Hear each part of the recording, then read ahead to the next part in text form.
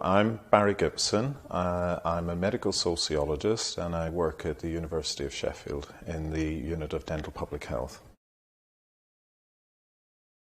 Well, for many years dentists have been basing their views in science on the clinical indicators, so looking at physical changes within the body. And it's only really since the 1980s, the late 1980s, that a group of people started to argue that really we should be listening to patients' perspectives on the conditions that they're suffering.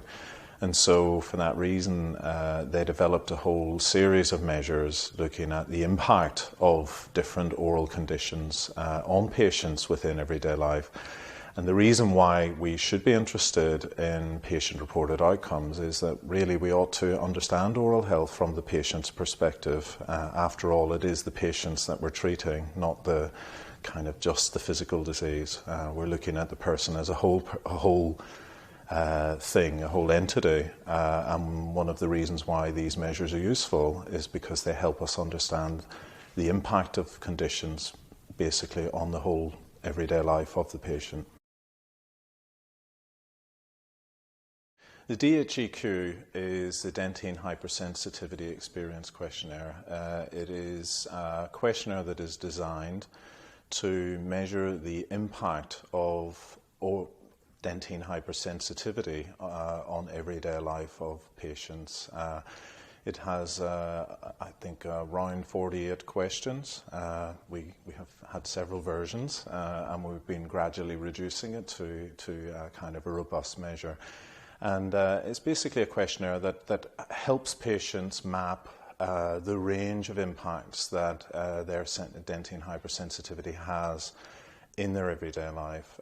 It measures the frustrations that they have, it measures the impact on emotions, and it measures the impact on in terms of the amount of adaptations they have to make in relation to dentine hypersensitivity. So the Dentine Hypersensitivity Questionnaire is really just a map of the everyday impact of the condition on the patient's everyday life. The DHEQ was developed because there are actually a whole ream of outcome measures, patient-reported outcome measures in dentistry. So you have, for example, the GO-HI, you have the OHIP, the OIDP, and all of those measures are generic measures. They're designed to measure the impact of oral conditions in everyday life. But one of the things about the DHEQ and the reason why we developed the DHEQ was because when you look at the content of those measures, they only have maybe, I think, around 7 items out of 49 that would actually show any kind of impact in relation to dentine hypersensitivity. So one of the first things we did when we were developing the Dentine Hypersensitivity Questionnaire was basically to take those measures and look at them and say, are these questionnaires actually going to record the impacts of dentine hypersensitivity? And when you look at the actual items on the questionnaires, there is no way that they would be able to do that because half the questionnaire isn't really relevant to that condition.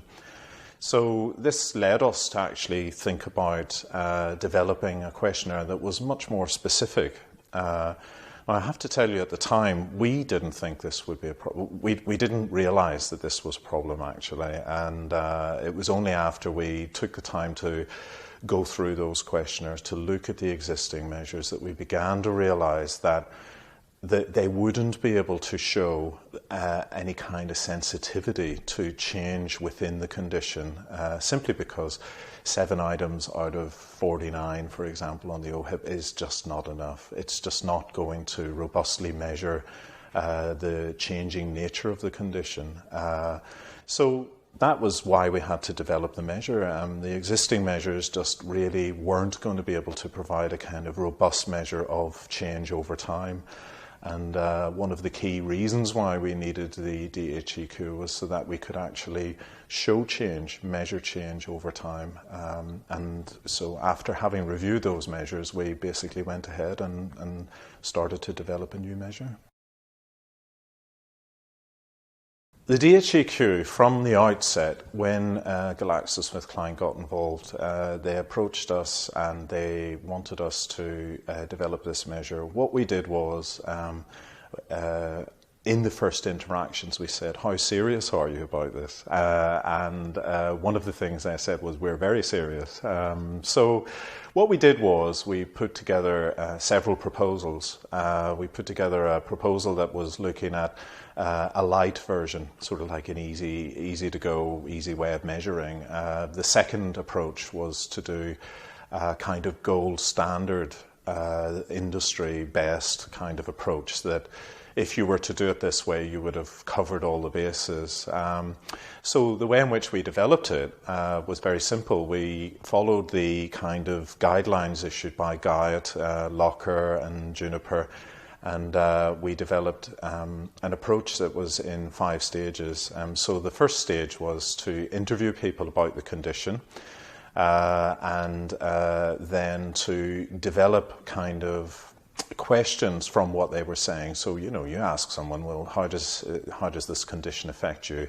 And people go, well, I can't eat ice cream anymore. And so you get you collate a huge list of items. Now, we actually went beyond the industry standard, and what we did was we took a theoretical model and we sought out 7 items for each different domain on the model. Now, initially there was actually more than 7 in each of the domains, simply because we had to find out which ones work and which ones don't. So what you do is you get a list. I think we had 56. I can't remember exactly, but we had well over 50 items initially. And then what you do is you give the questionnaire to a series of focus groups. So we got a bunch of people in, got them to read it, look to see if the questions made any sense, look to see if they agreed with the response format. The response format is, in the DHEQ, is quite different to other quality of life measures. It's based on whether they agree or strongly disagree with the statement that is in front of them. So we gave it to the focus groups, eliminated some of the questions that seemed problematic, and then in the third stage we did a kind of a pilot study, which is where you kind of chuck the questionnaire at 70 people and get them to fill it in, see whether or not there are any major problems in the way in which people are responding to the questionnaire. So some items, for example, they might have everyone answering with the same response, in which case you've got an item that might not be particularly good. And then so you take a look at that and then eliminate more questions from that process. And then in the fourth step, we did a cross-sectional validation study, which is looking at the reliability and validity of the questionnaire. So does it measure what it's supposed to measure? Does it measure the same thing? And it was found to have quite good reliability and validity. Now, we published basically all of this, the findings, in the literature, so most of this can be readily downloaded and got hold of. And then the last stage, we did a longitudinal validation study, which was looking at it over time. Is it sensitive to change over time? Does it measure dentine hypersensitivity as it varies naturally in everyday life? And is it reliable and valid again longitudinally? And those were the 5 stages. So the questionnaire was developed using a kind of industry standard kind of approach within academia, what we would call the gold standard sort of approach. And we enhanced that by bringing theory into the process. So we went slightly further than most of the other academics that have been working in this kind of field. And in addition to that, we are probably the first group to publish the qualitative findings. So that's the findings from the interviews. And then we published the cross-sectional validation and the longitudinal validation. So all of this research can be easily got hold of in the literature if people want to read it. It's quite interesting. I think from our perspective, the development of the DHEQ has been a real challenge for us in the best possible sense. When GSK initially came to us, they had a range of ideas. They had some ideas about maybe doing some measurement of quality of life in other conditions. And we had initially thought that if we were to do anything, dentine hypersensitivity might not be the one that we'd want to do. And it's quite funny because it's interesting. As a condition, lots of clinicians and lots of people in dentistry downplay the importance of the condition. And so therefore it is kind of seen as a kind of just an irritation, really. It's just like something people have. And we had that perception at the start, and to be really honest with you. And it wasn't until we collected the qualitative data. We put together the proposal and we said, what kind of measure do you want? Do you want gold standard? And GSK went, yes. And then we started to collect all of this qualitative data, and we were amazed. We really did not expect to see the impacts that we saw. The extent, the range, and the kind of the degree of impact. To have someone sit for an hour and a half and tell you about their dentine hypersensitivity it was weird for us. We really honestly didn't anticipate it being quite as complex as it was either. So not only did they have a huge range and extent of impacts, it was extremely complicated. And we found that the way in which people were responding to the condition in everyday life was incredibly interesting. And then we discovered other stuff as we were going along. And what is very, very interesting is that GSK were very, very keen on the measure, and they were interested in developing the measure, and they also kind of funded this other kind of broader program of research as we went forward. GSK, the team from GSK were involved in everything from the start. They were very much part of the team. It wasn't just as a funder. We got them in and we were discussing data and we were discussing items that would go on the questionnaire. And I think in the middle of all of that, we realized just how much GSK have been listening to people in relation to their dentine hypersensitivity, because an awful lot of what we found, I think they already knew.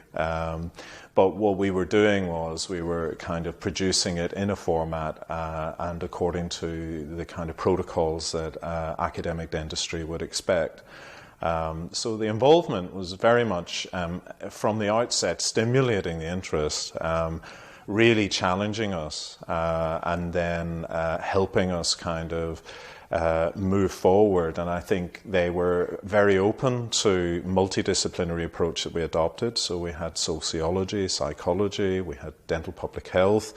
We had a team with a range of different skills, and they were interested in listening to all of it. So I think when I say that they really were responsible for actually making us think about something we had never considered before. And for us, the big thing was that this condition actually has much more impact than we originally had envisaged ourselves, and so I think we've come on a real journey. We've learned a lot about GSK in the process. The work we've done in the DHEQ has produced loads of different surprises, actually quite a few. The first thing is that the sheer complexity of dentine hypersensitivity, for me, as a sociologist looking at this as an oral condition, to me indicated that we have kind of underestimated the complexity of the mouth in everyday life. We have underestimated that the range of different oral conditions that affect people will affect them in quite different ways, and that whilst it's important to have generic quality of life measures and generic oral health impact measures, there may be quite a few conditions that have a range of other impacts that actually indicate the complexity of the mouth and how the mouth plays an important role in our everyday lives. So for me, the first big thing was to just really challenge what I had was a very kind of simplistic idea, coming from, you know, having read the OHIP, the OID, peak, OHI, which to me are the main measures in oral health related impacts, and to have come from an environment where I felt that those were really the gold standard, there really wasn't any need for anything else, to suddenly beginning to see that the mouth is much more complex than perhaps I had envisaged. So dentine hypersensitivity, and looking at it and looking at its impacts and the difference that it and the challenges it presents to people in everyday life really helped me move beyond a kind of very narrow view of the impact of the mouth in everyday life. The second thing I think that was really significant about this was that really peculiar thing happened when we were doing the interviews. So we interviewed all these people, and as I said earlier when I was talking, the patients could talk for up to an hour and a half. So they would be telling us about, you know, like some very weird things, you know, like, I have to microwave my ice cream. I have to kind of wait for 50 minutes before I can eat cheesecake. And kind of really odd behaviours that they were having to do, strange adaptations in order to avoid the sensitivity that they were experiencing.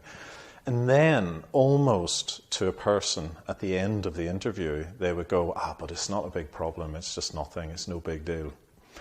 And we got very curious about that. As a sociologist, to me, that tells me something very strange is going on, because you can't have someone talk for an hour and a half about impact and then just go, but it's not important. So what we did was we became very curious about where that might come from, and why is it that there is what I would call a socially conditioned response to the condition.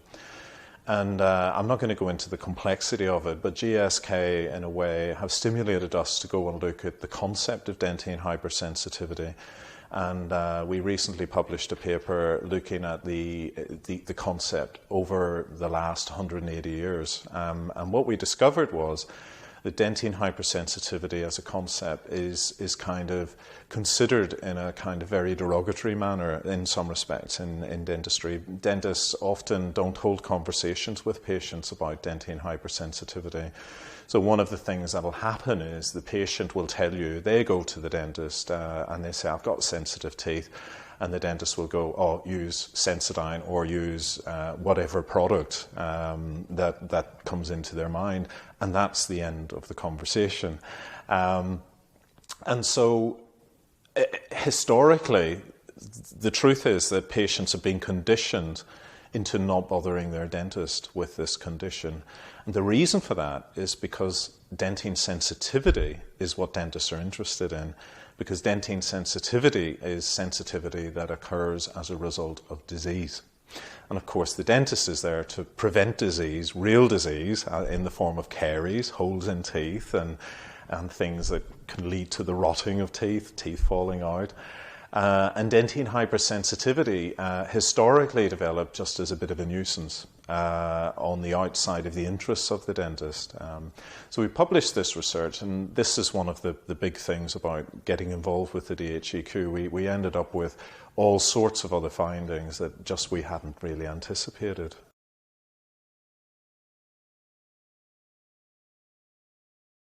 Historically, the definition of dentine hypersensitivity as a short, sharp pain arising from exposed dentine was first proposed in, I think, 1983.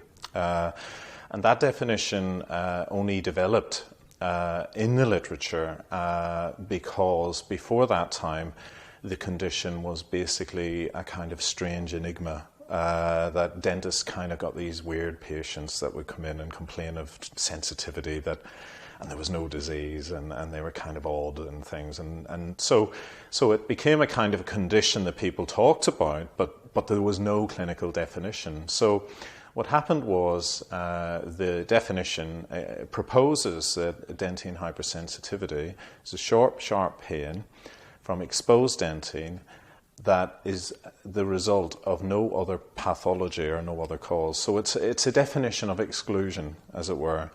And that definition has only really become established later when the Canadian Association adopted it, as it were, in a consensus kind of definition. Now, those definitions are as a result of the clinical worldview. So the clinician looking at the mouth, looks for pathology, looks for kind of exposed dentin, and then describing the structure of the teeth comes out with a kind of a definition of something from his or her perspective. But the DHEQ actually maps the experience of that hypersensitivity and produces a measure of that. And it has a number of different domains. So it tells us about, first of all, for example, the number of adaptations people have to make in relation to their hypersensitivity. You know, so for example, I can't eat ice cream, and the different problems that they're experiencing that they have to change. The next thing it tells us about is it produces an indicator of the emotional impact of dentin hypersensitivity, the frustration, the annoyance that the condition produces for people in everyday life. The measure also looks at the way in which dentin hypersensitivity impacts on someone's social life. And so therefore, really what we're talking about is a composite indicator of the impact, rather than it just being either present or not, which is what the definition says. What we have is a kind of a complex indicator that can provide a very sensitive measure of the range of different impacts that someone experiences in their everyday life as a result of dentin hypersensitivity. So what it does is it deepens our understanding. It promotes a depth of meaning to the condition from the patient's perspective that we really haven't had up until now.